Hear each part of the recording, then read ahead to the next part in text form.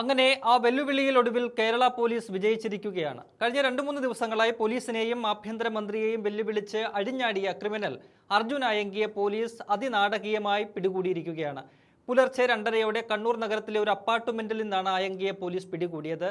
സുഹൃത്തുകൂടിയായ അഭിഭാഷകയെ കാണാൻ ഇന്നലെ ഉച്ചയ്ക്ക് 3 മണിയോടെ ആയങ്കി കണ്ണൂർ നഗരത്തിലെത്തി. അവിടെ വെച്ചാണ് പിടികൂടിയിരിക്കുന്നത്. കണ്ണൂരിലെ തളിപ്പറമ്പിലെ ഒരു ഫ്ളാറ്റിലാണ് കഴിഞ്ഞ ദിവസങ്ങളിൽ അർജുൻ ഉണ്ടായിരുന്നത്.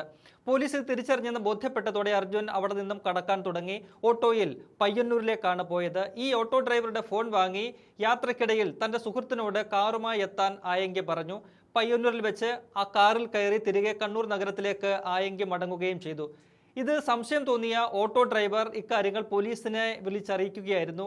ഈ ഓട്ടോ ഡ്രൈവർ പോലീസിന് നൽകിയ വിവരങ്ങളുടെ അടിസ്ഥാനത്തിലാണ് തുടർ നടപടികൾ പോലീസ് നീക്കുന്നതും അർജുൻ ആയങ്കിയെ പിടിക്കുന്നതിലേക്ക് കാര്യങ്ങൾ എത്തിച്ചതും. കാറിന്റെ CCTV ദൃശ്യങ്ങൾ പിന്തുടർന്ന പോലീസ് ഒടുവിൽ എത്തിച്ചേർന്നത് ഈ അഭിഭാഷകയുടെ അപ്പാർട്ട്മെന്റിലേക്കാണ്. അത് പുലർച്ചെ ഏതാണ്ട് 2 മണിയോടെയാണ്.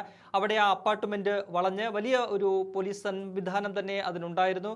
പോലീസിനെ കണ്ടതോടെ ഓടി രക്ഷപ്പെടാൻ അർജുൻ ആയങ്കി ശ്രമിച്ചുവെങ്കിലും അത് ഫലം കണ്ടില്ല. ഉത്തരമേഖല DIGയുടെ നേതൃത്വത്തിലുള്ള പോലീസ് ഓടിച്ചിട്ട് അർജുൻ ആയങ്കിയെ പിടിച്ചു എന്നാണ് പുറത്തുവരുന്ന വിവരങ്ങൾ.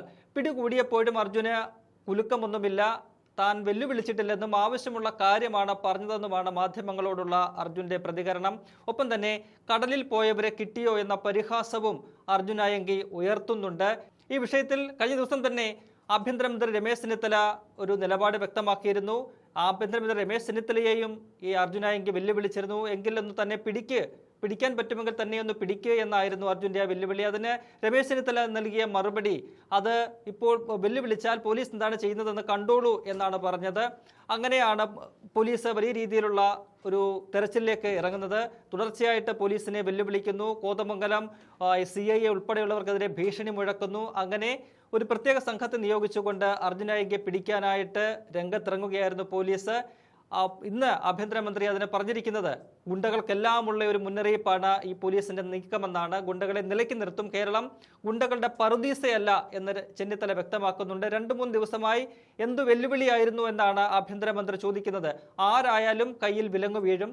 നിയമത്തെ വെല്ലുവിളിക്കാൻ ആരെയും അനുവദിക്കില്ല. എല്ലാ ഗുണ്ടകൾക്കുമുള്ള പാഠമാണിത്. ജനങ്ങളുടെ ജീവിതത്തിന് വെല്ലുവിളി ഉയർത്തുന്ന ഒരു കൊട്ടേഷൻ സംഘത്തെയും ഗുണ്ടാ സംഘത്തെയും വെച്ചു പൊറുപ്പിക്കില്ല എന്ന് ചെന്നിത്തല വ്യക്തമാക്കുന്നു. ആർക്കും ഇവരെ സംരക്ഷിക്കാൻ കഴിയില്ല, ആരും സംരക്ഷിക്കുമെന്ന് കരുതുന്നില്ല എന്നുമാണ് ചെന്നിത്തല പറയുന്നത്. അദ്ദേഹം അത് പറയാനുണ്ടായ കാരണം ആയങ്കിയെ രക്ഷിക്കാൻ CPM നീക്കം നടത്തുന്നുണ്ടോ, അല്ലെങ്കിൽ പൊളിറ്റിക്കലായിട്ടുള്ള ഒരു സംരക്ഷണം ആയങ്കിക്ക് ലഭിച്ചിട്ടുണ്ടോ എന്ന് ചോദിക്കുമ്പോഴാണ് അദ്ദേഹം കഴിഞ്ഞ ദിവസം പ്രതിപക്ഷ നേതാവ് പിണറായി വിജയനും ഒപ്പം തന്നെ CPMന്റെ നേതാവ് കൂടിയായിട്ടുള്ള MV ജയരാജനും ആയങ്കിയെ തള്ളിപ്പറഞ്ഞുകൊണ്ട് നടത്തിയ പ്രതികരണങ്ങൾ ചൂണ്ടിക്കാട്ടുന്നത്. അപ്പോൾ CPM ഉൾപ്പെടെ അയാളെ സംരക്ഷിക്കാൻ തയ്യാറാകുന്നില്ല, അയാളെ തള്ളിപ്പറഞ്ഞ കാര്യമാണ് ചെന്നിത്തല മുന്നോട്ട് വയ്ക്കുന്നത്. ഗുണ്ടകളെ മാത്രമല്ല, അവരെ പോറ്റി വളർത്തുന്നവരെയും നിയമത്തിനു മുന്നിൽ കൊണ്ടുവരും. ഒരു ഗുണ്ടയെയും കേരളത്തിൽ സ്വൈര്യവിഹാരം നടത്താൻ അനുവദിക്കില്ല എന്നും ചെന്നിത്തല വ്യക്തമാക്കുന്നുണ്ട്. ഒപ്പം തന്നെ ഈ വിഷയത്തിൽ വളരെ പ്രധാനപ്പെട്ട ഒരു നീക്കം നടത്തിയത് ക്രമസമാധാന ചുമതലയുള്ള ADGP P. വിജയൻ ആണ്.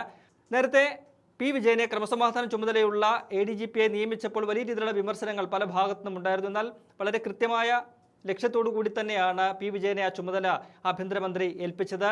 ഇന്നലെ ഈ ആയങ്കിയെ തെരഞ്ഞുള്ള പോലീസിന്റെ നീക്കത്തിൽ ഇടയിലാണ് ഗുണ്ടകളെ പിടികൂടാനായിട്ടുള്ള ഒരു നീക്കം കൂടി നടത്തുന്നത്. ഓപ്പറേഷൻ ഗ്രിപ്പ് എന്ന പേരിൽ സംസ്ഥാന വ്യാപകമായിട്ട് ഗുണ്ടകളെ പിടികൂടാനുള്ള ഒരു നീക്കവും പോലീസ് സമാന്തരമായി നടത്തിയിരുന്നു. അതിനിടയിൽ പല ഭാഗങ്ങളിൽ നിന്നും നിരവധി ഗുണ്ടകളെ പിടികൂടി.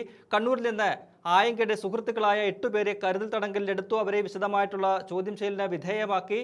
അത്തരത്തിൽ ADGP P. വിജയന്റെ നീക്കങ്ങൾ വളരെ നിർണായകമായിരുന്നു. അദ്ദേഹം ഇന്ന് പറഞ്ഞിരിക്കുന്നത് അർജുൻ ആയങ്കിക്കെതിരെ കാപ്പ ഉൾപ്പെടെയുള്ള വകുപ്പുകൾ ചുമത്താൻ പറ്റുമോ എന്ന കാര്യം പരിശോധിക്കും എന്നാണ്. എന്തായാലും ഈ വിഷയത്തിൽ അർജുൻ ആയങ്കിയുടെ അറസ്റ്റിൽ അഭിഭാഷക പറയുന്നത് താൻ അർജുനെ സഹായിച്ചിട്ടില്ല, അർജുൻ കീഴടങ്ങാനായിട്ട് വന്നതാണ്, അപ്പോൾ പോലീസിന് കൈമാറി എന്നുള്ള ഒരു കാര്യമാണ് അഭിഭാഷക പറയുന്നത്. എന്നാൽ അങ്ങനെയല്ല. 3 മണിക്ക് അവിടെ പോലീസ് അഭിഭാഷകയുടെ അപ്പാർട്ട്മെന്റിലെത്തി അവിടെ ചോദിക്കുന്നുണ്ട്. എന്നാൽ അവിടെ അർജുൻ ഇല്ല എന്നാണ് അഭിഭാഷക അപ്പോൾ മറുപടി കൊടുക്കുന്നത്. ആ സമയം മുതൽ തന്നെ അർജുൻ അഭിഭാഷകയുടെ അപ്പാർട്ട്മെന്റിൽ ഉണ്ടായിരുന്നു. ഏതാണ്ട് മണിക്കൂറുകളോളം പുലർച്ചെ വരെ അഭിഭാഷകയുടെ അപ്പാർട്ട്മെന്റിലാണ് അർജുൻ കഴിഞ്ഞത്. അപ്പോൾ അഭിഭാഷക ഈ അർജുനെ രക്ഷപ്പെടുത്താനുള്ള ശ്രമങ്ങൾ നടത്തിയോ എന്ന വലിയൊരു ചോദ്യം അവിടെ ഉയരുന്നുണ്ട്. കാര്യങ്ങളൊക്കെ തന്നെ പരിശോധിക്കുമെന്നാണ് പോലീസ് വ്യക്തമാക്കുന്നത്. എന്തായാലും കേരളത്തിലെ പോലീസിനെ സംബന്ധിച്ച് വലിയൊരു ആത്മവിശ്വാസം നൽകുന്ന ഘടകമായിട്ട് അർജുന്റെ അറസ്റ്റ് മാറുകയാണ്. കാരണം പോലീസിന്റെ ആത്മവീര്യത്തെ ചോദ്യം ചെയ്യുന്ന, ആഭ്യന്തര വകുപ്പിന്റെ കാര്യക്ഷമതയെ ചോദ്യം ചെയ്യുന്ന ഒരു സംഭവമായിട്ട് അർജുന്റെ ഈ വെല്ലുവിളിയും അദ്ദേഹത്തിന്റെ ഒളിച്ചു നാടകവും ഒക്കെ തന്നെ മാറിയിരുന്നു. അതിനുള്ള ചുട്ട ഒരു മറുപടിയാണ് ഇപ്പോൾ പോലീസിന്റെ ഭാഗത്തു നിന്നും ഉണ്ടായിരിക്കുന്നത് എന്നതിൽ സംശയമില്ല.